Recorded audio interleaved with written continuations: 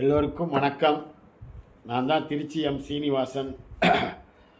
அன்பு நண்பர்களே, உலக மகாநாயகன் நடிகர் திலகம் ஆரூர் அண்ணன் சிவாஜி அவருடைய அற்புதங்களை நாம் சில வாரங்களாக பார்த்து வருகிறோம். வெற்றிகரமாக 32 வாரம் முடிச்சிட்டோம். இன்றைக்கி 33வது வாரம். இன்றைக்கி நம்ம இந்திய பாராளுமன்றத்துடைய தேர்தல். இந்த தேர்தல் நாளில் கூட நம்ம வேலையை, நம்ம கடமையை கரெக்டாக செய்கிறோம். இந்த படம் அண்ணனுக்கு வித்தியாசமான ஒரு கதாபாத்திரம். சிவாஜியின் அற்புதங்கள் நான் உங்கள்கிட்ட சொல்லிக்கிட்டு வர்றது எல்லாத்துலேயுமே வரிசையாக நீங்கள் பார்த்தீங்கன்னா இதுவரைக்கும் 33வது வாரம் இப்போ தொடருது. வித்தியாசமான ஒவ்வொரு படத்துலேயும் ஒவ்வொரு வித்தியாசமான ஒரு கதாபாத்திரத்திலே தான் நான் காமிச்சிட்டு வரேன். இந்த சிறப்பு அவருக்கு மட்டும்தான் பொருந்தும், அவரால் மட்டும்தான் முடியும்.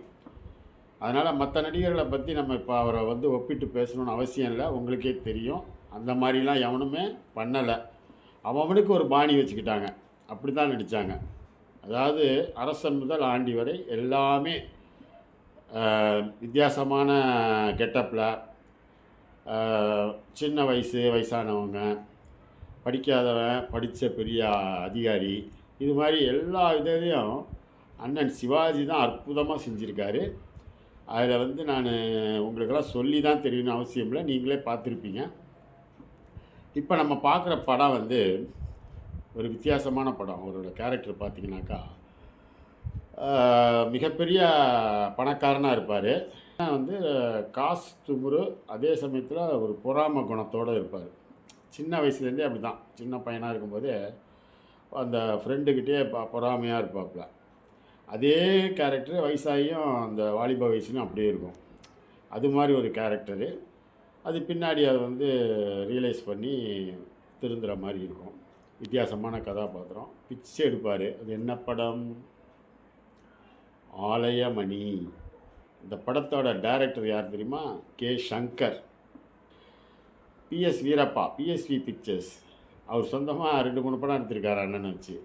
PS வீரப்பா. இந்த படம் 100 டேஸ் படம். இது அண்ணனுக்கு 83வது படம். 23/11/1962 ரிலீஸுன்னு. இதில் அந்த வருஷத்தில் பார்த்தீங்கன்னா 9 படம். பார்த்தால் பசி தீரும், 100 நாள். நிச்சயதாம்பூலம், வளர்பிறை, படித்தால் மட்டும் போதுமா, 100 நாள். பலே பாண்டியா, வடிவுக்கு வளைகாப்பு, செந்தாமரை, பந்தபாசம், ஆலயமணி, 100 டேஸ், 100 நாள் படம். இது ஆலயமணி 9 படம். இது நான் ஒவ்வொரு வாட்டியும் சொல்லிகிட்டே தான் இருக்கேன். இது என்ன இப்படி இவ்வளோ படம் நடிச்சிருக்காரு, இவ்வளவும் அவ்வளோ பெரிய நடிகர், இமேஜை பற்றிலாம் கவலைப்படலை. ஏன்னா காரணம், அவருக்கு படம் எப்படா வரும்னு தான் ரசிகர்கள் எதிர்பார்த்தாங்க.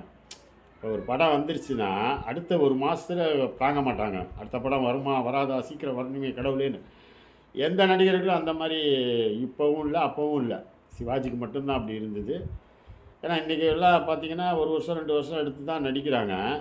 அந்த அளவுக்கு அவங்க ஒரு ஐயோ தலைவரை என்ன உங்கள் படம் வரவே மாட்டுது, நாங்களாம் காஞ்சி போய் கிடக்கிறோம், அப்படி இப்படின்லாம் எவனும் சொல்கிறது இல்லை. வரும்போது போய் கூட்டமாக பார்க்குறானுங்க, அவ்வளோதான். இது சிவாஜிக்கு மட்டும்தான் அந்த சிறப்பு. அவர் படங்களுக்கு மட்டும்தான் வருஷத்துக்கு 9 படம் வந்தாலும் எல்லா படமும் காசு அள்ளிடும். 100 டேஸ் தான் ஓடணுன்னு அவருக்கு அவசியம் இல்லை. 10 வாரம் மினிமம் ஓடும். காசெல்லாம் வந்துடும், அதிகமாக வந்துடும், லாபம் வந்துடும். அந்த மாதிரி ஒரு யானை இருந்தாலும் 1000 பொன், இறந்தாலும் 1000 பொன், பொன்முட்டை போடுற வாத்து சிவாஜி. அந்த படத்துலேருந்து தான் இப்போ காட்சிகள் பார்க்க போகிறோம். ரொம்ப அற்புதமான படம். பிளாக் அண்ட் ஒயிட்டு தான், வெற்றி படம். அதுலேருந்து ஒரு நல்ல காட்சிகளெல்லாம் இப்போ கொஞ்சம் பார்ப்போமா? வாங்க பார்ப்போம்.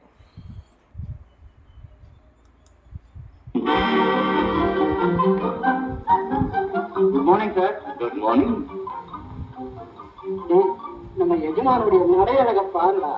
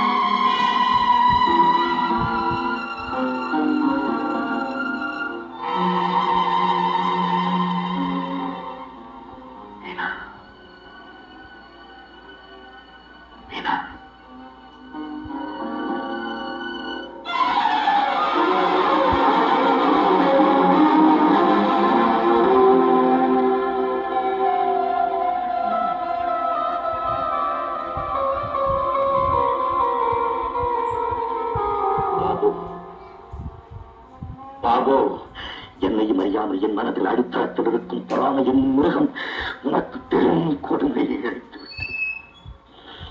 பெரும் கொடுமையை அளித்துவிட்டது. உன்னை உன்னை நேசித்தது போலவே இப்போது என் நண்பன் சேகரையும் நேசிக்கிறேன். அவனுக்கு என் ரத்தத்தை அடித்து உயிர் கொடுத்து விட்டேன். உனக்கு நான் செய்த கொடுமைக்கு பிராயச்சித்தமாக Babu.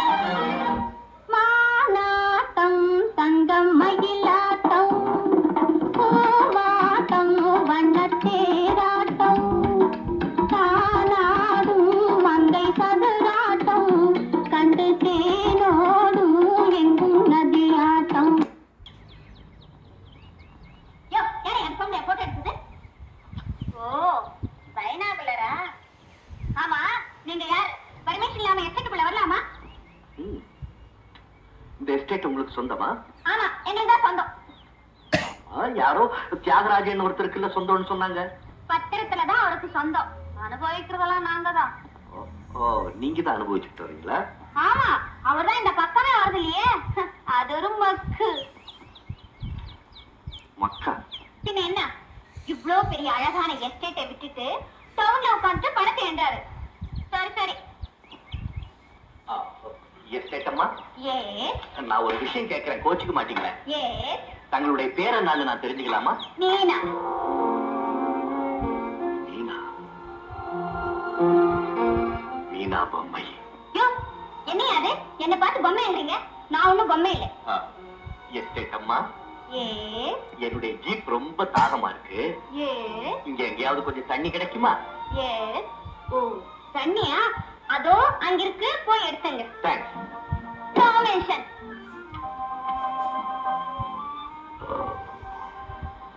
What a girl.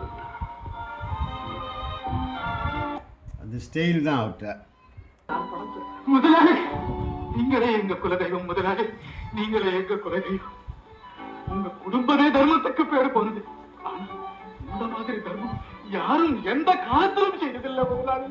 Mister Muthiah, சுழற்சியை நான் விரும்பாத. முதலில் உங்கள் பெண்ணின் வாழ்வு மலர்.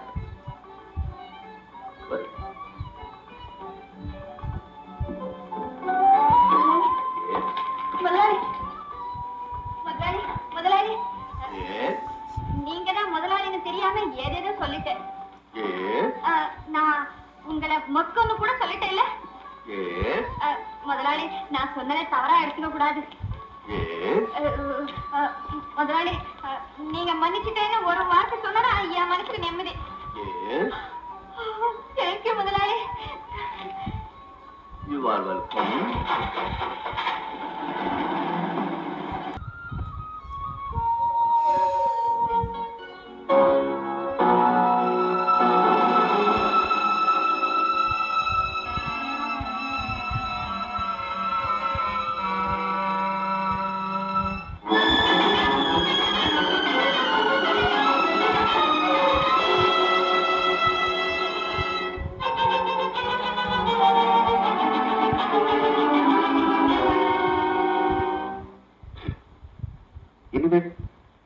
இதுதான் என்னுடைய கால்கள்.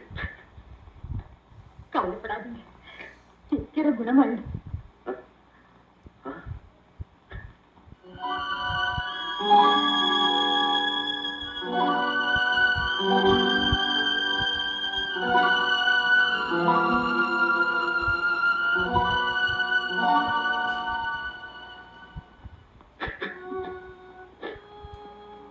என்னுடைய வாழ்க்கையில் ஒரு பகுதி விளையாட்டில் கழித்து விட்டேன். இன்னொரு பாதி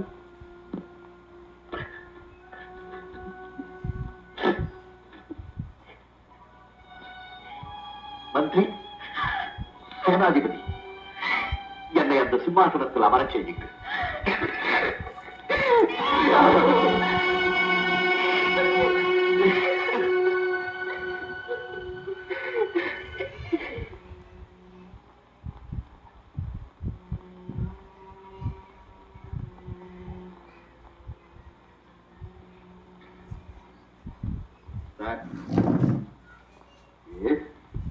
எஸ்டேட் தொழிலாளிங்களாம் உங்களை பார்க்கணும்னு ரொம்ப ஆவலோட காத்துட்டு இருக்காங்க.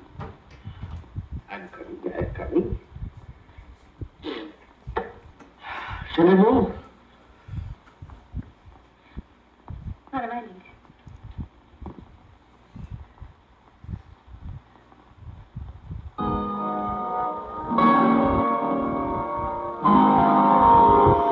கருணை மகன் காலிழந்தான்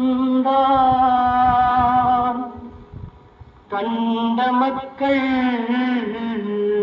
மனமுடிந்தான் உயிர் தோழன் கையிழந்தான்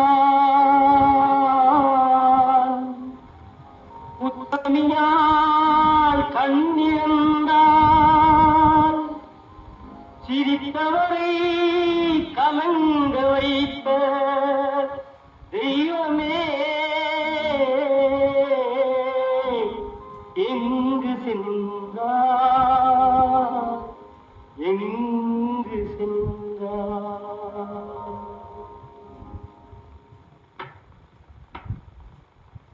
எஜமா நடையழக பாத்தியாடா?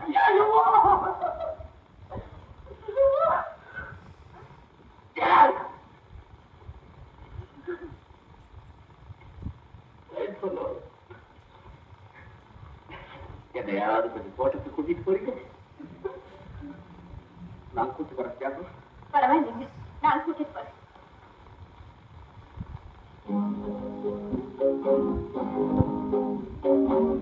உன்னை விரும்பும் பூமியிலே என்னை விரும்பும் ஓருயிரே உதயை தேடி அலையும் உலகில் இதயம் தேடும் என்னுயிரே உன்னை விரும்பும் பூமியிலே என்னை விரும்பும் ஓருயிரே உதயை தேடி அலையும் உலகில் இதயம் தேடும் இதில் வந்து எஜமா நடையழகை பார்த்தியா, பிகினிங்கில் போகும்போது எங்கள் எஜமா நடையழகை பார்த்தியான்னு அவன் சொல்கிறான். கண்ணன் சிவாஜியோட வீட்டில் வேலை செஞ்சவர், சிவாஜியோட நாடகத்திலலாம் இருந்தவர். அவர் எல்லா படத்துலேயும் குணச்சித்திர ரோலில் வருவார். அப்போ அந்த கால் போயிடுது கார் ஆக்சிடெண்ட்டில். அப்போ தான் அவனை கூப்பிட்டு காட்டுறாப்புல, இங்கே பாரு எஜமானோட நடையழகை பார்த்தியானோன்னு அவன் கதையை அழுகுறான். அந்த நடிப்பு, அந்த ஸ்டைல், அவனை அப்படி கூப்பிட்ற ஸ்டைல், இதெல்லாம் வந்து சிவாஜியை தவிர எவனாலையும் செய்யவே முடியாது. அதில் ஒன்றும் மாற்றமே கிடையாது. ஏது வக்கீல் வந்துட்டு போறாரு? நான் செய்ய வேண்டிய முக்கியமான கடமைகள் சில இருந்தது, அதுக்காக கூப்பிட்டேன்.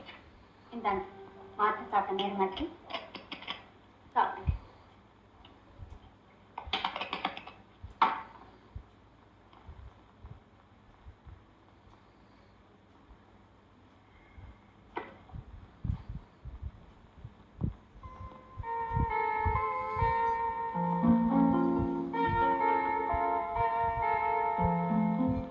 பாக்குறேன். இந்த சகுந்தர படத்தை யார் எழுதுது? நான் தான் எழுதுனேன். ஏன் சந்தேகமா இருக்கா? உன்னை இதே மாதிரி எழுதி காமிக்கிறேன், பாக்குறியா?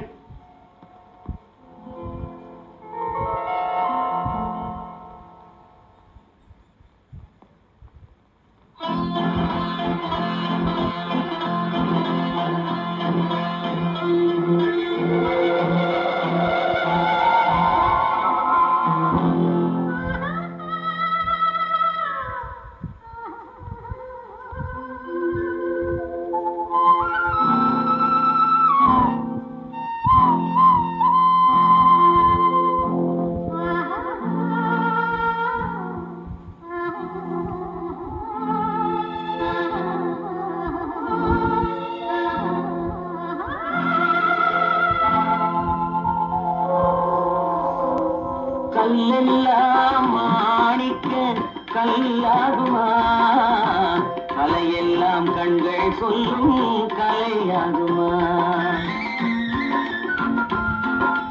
கல்லெல்லாம் மாணிக்க கல்லாகுமா, கலையெல்லாம் கண்கள் சொல்லும் கலையாகுமா.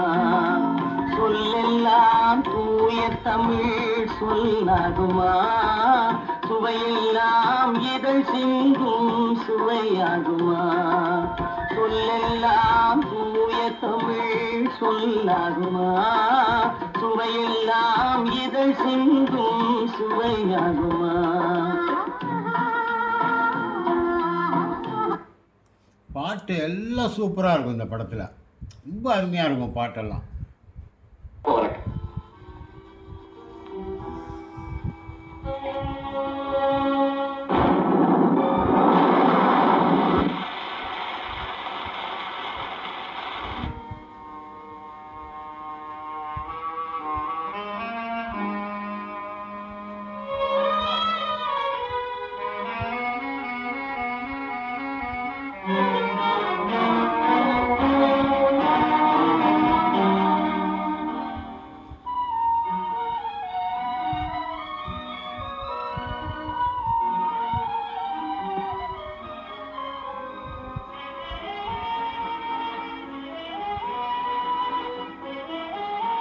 வாரண்டாச்சு கார் வழியில் வித்தராச்சு, அதான் நடந்து வந்தோம்.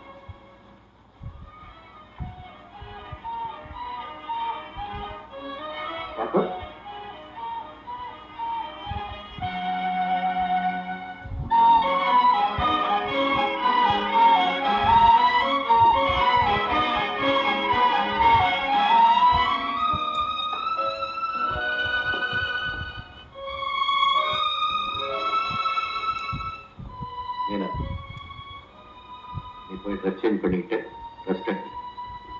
உங்களுக்கு மருந்து கொடுக்கணும். பரவாயில்ல, வேலைக்காரன் இருக்காங்க. இப்போ என்ன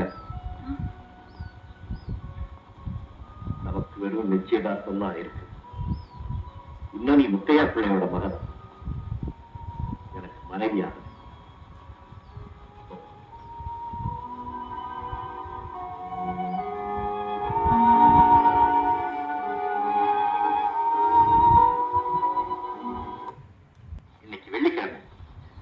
கட்டிக்கிட்டு நகையெல்லாம் போட்டுட்டோம் பார்த்து.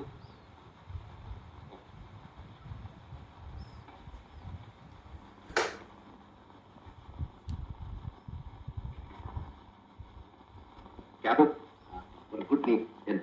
பெரிய டாக்டர்கள் ஒரு ரத்தத்தை பரிசு வச்சு பார்த்ததில்ல, இன்னும் ஒரு மாதத்துக்குள்ள உன்னுடைய கால்களுக்கு பலம் வரும்னு சொல்லியிருக்காரு.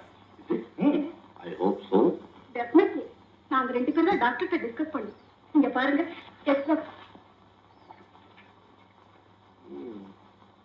Not bad.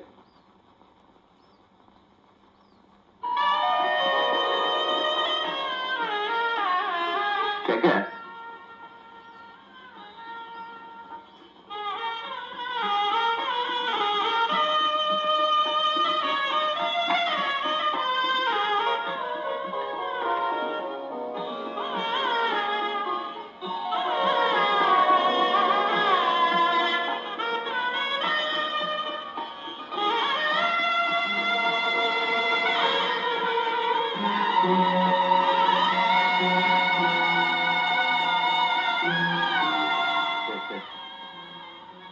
Checker. Checker.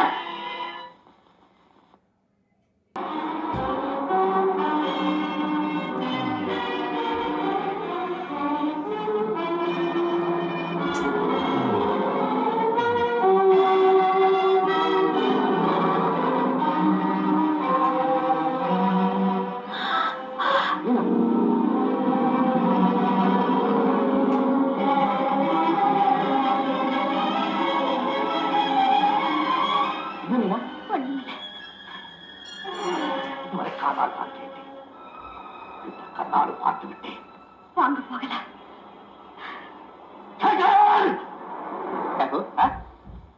என்னை இந்த பாறையில் ஓரத்துக்கு அழைச்சிட்டு போ. உண்மையா? இந்த சேரடவா? வேண்டாங்க, வேண்டாம். மீனா, கால்பட்டு தாயில்லை, தைரியம் இருக்கு, அழைச்சிட்டு போ. சேகர், அப்ப நானும் வரேன். மீனா, என் உயிர் நண்பன் எனக்கு துணையா இருக்கும் போது வேற எனக்கு என்ன கவலை? அழைச்சிட்டு போ சேகர். மீனா, நீ வா, காசு சாப்பிடலாம், ஆறி போயிடும். வாமா, வாமா.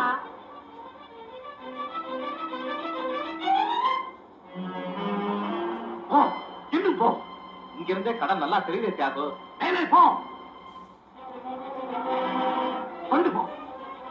வாழ்க்கையின் ஓரத்திற்கே என்னை கொண்டு போ. என்ன தியாகம் என்ன துரோகி, ஒழிந்து போ.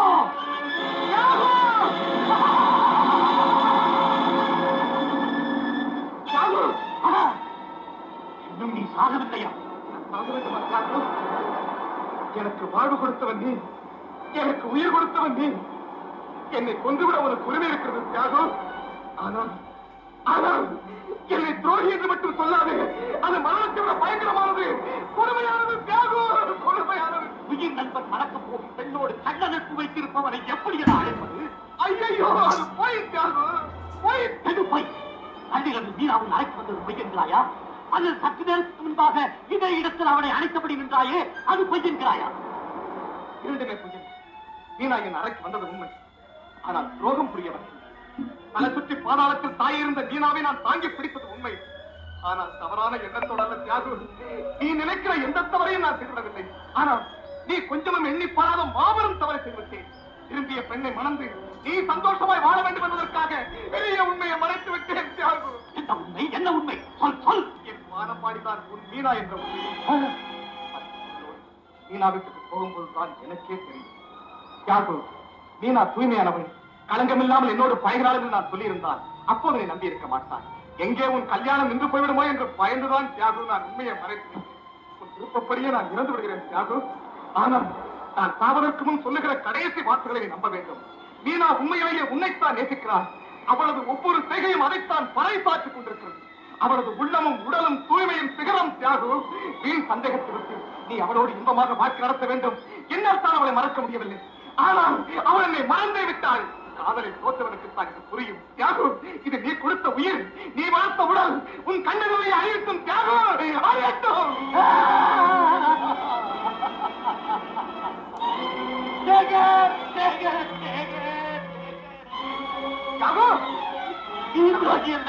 அந்த நீ என் வாழ்க்கையை குறுக்கிடவில்லை. அந்த வாழ்க்கையை குறுக்கிட்டேன். நான் ஒரு மிருகம், பெரிய மனிதன் உருவிலே இருக்கும் பிறவி கொலைகாரன். காட்டிலே திரிய வேண்டிய விளக்குதான். கணவனாக கண்ணனை போல் வாழ்க்கையில் உணவுகிறேன்.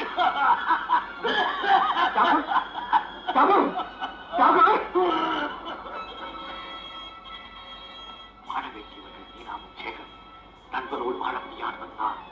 ஐயோ, நான் கொலைகாரன். நான் வாழக்கூடாது, நான் வாழவே கூடாது. சேகர், என்னுடைய கடைசி வேண்டுகோள் ஒன்று. நீயும் மீனாவும் திருமணம் செய்து கொண்டு சுகமாக வாழ வேண்டும். இதுதான் நீ எனக்கு செய்யும் கைவாறு.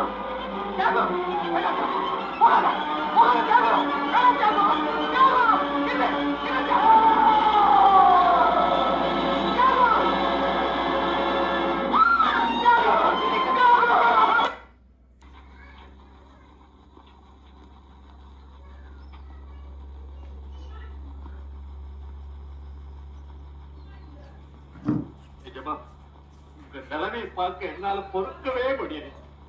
நாங்கெல்லாம் கூட நல்லா இருக்கோம். இவனை மாதிரி வீடு இருக்க இந்த புத்திர வாழலாமா? இந்த குடிசைக்கு வந்த பிறகுதான் அமைதி என்றால் என்னவென்று எனக்கு பிடித்தாட்டிய பொறாமை என்னை விட்டாங்க. பணத்தின் பளபளப்பும் செல்வத்தின் சிறப்பும் இல்லாதவனுக்கு தான் கவர்ச்சி. அது உடையவனுக்கு பெரிய வேதனை, பெரிய வேதனை. தெரியாமலா இயேசுநாதர் சொன்னார், ஊசியின் முனையிலே ஒட்டகத்தின் நுழைய வைத்தால் வைக்கலாம், ஆனால் பண்பில்லாத பணக்காரனை சொர்க்கத்தில் நுழைய வைக்க முடியாது என்று. நீங்க என்ன சொன்னாலும் சொல்லுங்க, இவ்வளவு தர்மம் செஞ்சா உங்களுக்கு இப்படி வரலாமா? நாம் தர்மம் செய்யும் போது சில தவறுகளும் செய்கிறோம். என் கணக்கப்பிள்ளையின் குடும்பம் நன்றாக வாழ வேண்டும் என்று நான் ஆசைப்பட்டேன். அதனுடைய முடிவு என்ன? இரண்டு உயர்ந்த ஜீவன்கள் ஒன்று சேர முடியாதபடி நான் பிரித்தேன். நான் இறந்து விட்டதாக இருந்தால்தான் என் மீனாவும் சேகரும் மறுபடியும் ஒன்று சேர்ந்து வாழ முடியும். ஆகையால் நான் இங்கிருப்பதுதான் நல்லது. உனக்கு நான் பாரமாக இருக்க விரும்பவில்லை. பக்கிரி, நீ எனக்கு ஏதாவது வேலை கொடு, நான் செய்கிறேன். உங்ககிட்ட நான் வேலை வாங்குறதா? இருக்கட்டுமே. பரம்பரை பரம்பரையாக எங்கள் குடும்பம் உங்கள் குடும்பத்திடம் வேலை வாங்கி சாப்பாடு போட்டது. இப்போது என் தலைமுறையில் நான் வேலை செய்கிறேன், நீ எனக்கு சாப்பாடு போடு. பக்கிரி, ஆண்டவன் எதற்குமே கணக்கு வைத்திருக்கிறான். நடிப்பு பிச்சு பிச்சு எடுப்பார் இந்த படத்துல. அடுத்த முறை நீங்கள் என்னை சந்திக்கும் போது பிரேமாவின் கணவராக என்னை சந்தியுங்கள். கட்டி சுட்டதடா கை விட்டதடா, கட்டி சுட்டதடா கை விட்டதடா, புத்தி கெட்டதடா நெஞ்சை தொட்டதடா, புத்தி கெட்டதடா நெஞ்சை தொட்டதடா. நானும் நடந்து முடிந்த பின்னால் நல்லது கெட்டது தெரிந்ததடா. கட்டி சுட்டதடா கை விட்டதடா, புத்தி கெட்டதடா நெஞ்சை தொட்டதடா, புத்தி கெட்டதடா நெஞ்சை தொட்டதடா.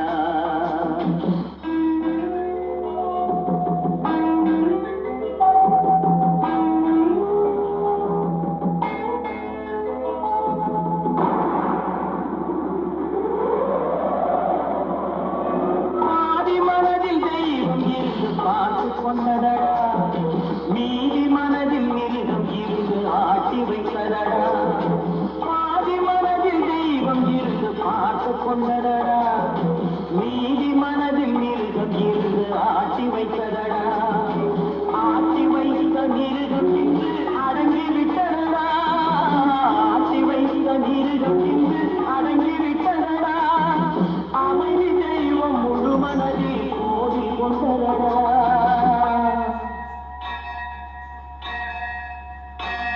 கட்டி சுட்டதடா கை விட்டதடா, புத்தி கெட்டதடா நெஞ்சை தொட்டதடா, புத்தி கெட்டதடா நெஞ்சை தொட்டதடா.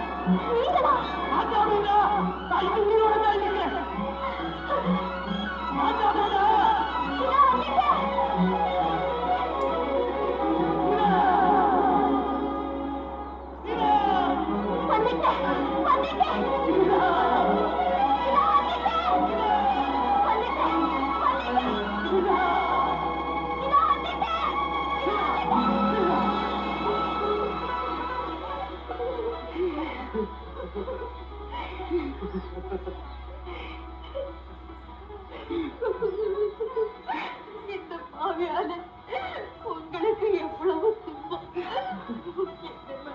என்னை மன்னிச்சிடுங்கள். துன்பமா?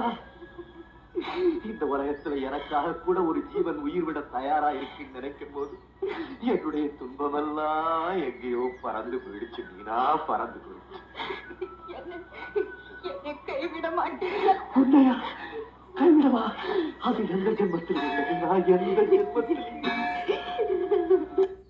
சரோஜாதேவி கேரக்டர் பார்த்தீங்களா? அண்ணன் படத்தில் தான் இந்த மாதிரிலாம் அற்புதமான கேரக்டர் அவர் கொடுத்து ஆனால் எவளுக்கும் நன்றி கிடையாது.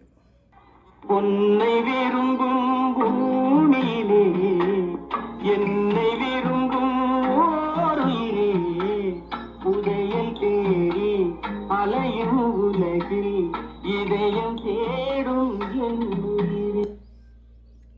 அந்த நட அழகு. இந்த படம் வந்து கதை வந்து ஸ்டார்டிங்லேருந்து நான் அப்படியே கொஞ்சம் கொஞ்சமாக உங்களுக்கு போட்டு காமிச்சேன். எவ்வொரு சீன் பார்த்தீங்கன்னா அண்ணனோட நடிப்பு வந்து அப்படியே மிளிரும், அப்படியே ஜொலிக்கும். அவர் ஸ்டைலு, நட,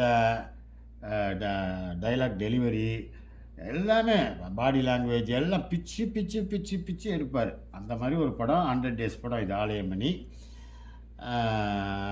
இந்த வாரம் வந்து ஒரு நல்ல படத்தை பார்த்தோம். அடுத்த வாரம் இன்னொரு நல்ல படத்தில் சந்திப்போம். நன்றி, வணக்கம்.